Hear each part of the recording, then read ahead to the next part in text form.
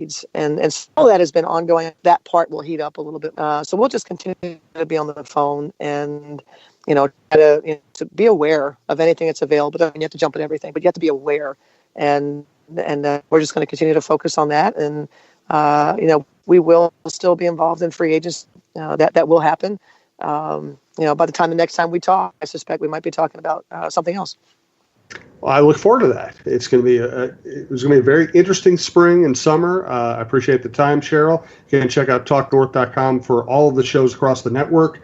And I think the next time we talk, we'll probably be speaking face-to-face in Cheryl's office. And as Cheryl said, we'll probably have some more news for you. We appreciate everybody who listens. Thanks to Shelley being the Sports Queen Sportsbooks and SuccessfulMarketingGroup.com. Remember, SuccessfulMarketingGroup.com/Cheryl Reeve for a free 45-minute action plan. And remember, the promo code for Shelley being the Sports Queen is NGWSD for 33% off cover price of those cool books. Cheryl, you have a final thought for us? Actually, I want to flip it to you and say, Suhan, who is going to win the Super Bowl? Well, we're recording this on Saturday. Some people might hear this before the game, some might not. I'll put myself on. I'm picking the Rams, and here's the deal, Cheryl.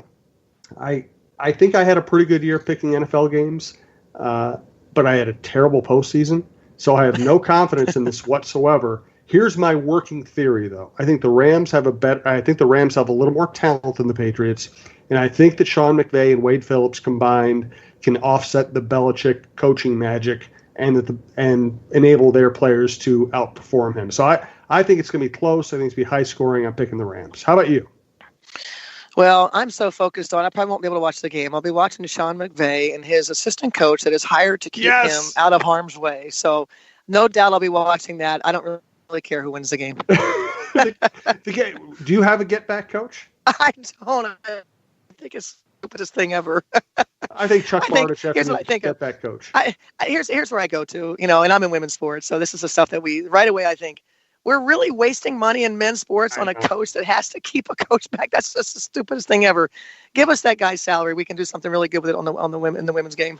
I started covering the NFL in 1989, and staffs were starting to expand at that point. But as I start covering the NFL more and more, all of a sudden there's an inside linebackers coach, outside linebackers coach. Then there's a quality control coach. Then there's it's amazing the titles they will come up with if they just want to have somebody on their staff. It's just such overkill.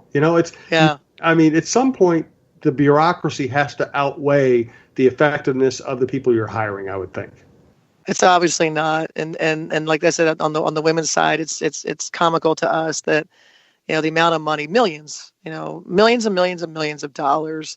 And, oh my goodness, the women lost $1 million or the women lost whatever. We should fold the leagues. The men's side loses, they pump, to the tune of billions when you put them all together. And the revenue does not equal what they're pumping into it. And like you said, it's just silly money. And, I hope that I'm living in a day when the bureaucracy and whatever, there's a correction for all of that. I just don't think so. I think that trade's left the station, and that's the mindset over there. And I think for women, I don't aspire to be any of that. I want to be a good business venture. I don't aspire to wasteful spending that can do so much more good in a different way. So hopefully the women's sports are never that, and when it comes to waste. Yeah, the overkill is amazing, and in particular the NFL. I mean, it's like I like the Vikings facility in Eaton's nice, but it's way bigger and nicer than they really need. It's everything now is done with the idea that if you build the best ever and state of the art and pump extra money into it, that it'll somehow benefit you, and maybe it attracts one more free agent, or maybe it impresses somebody, or But I just think I think it's all so overdone. It is. But that's the world that we live in. Yes. And we'll keep talking about that world. Thank you, Cheryl. Appreciate it. Talk to you next week. Sounds good.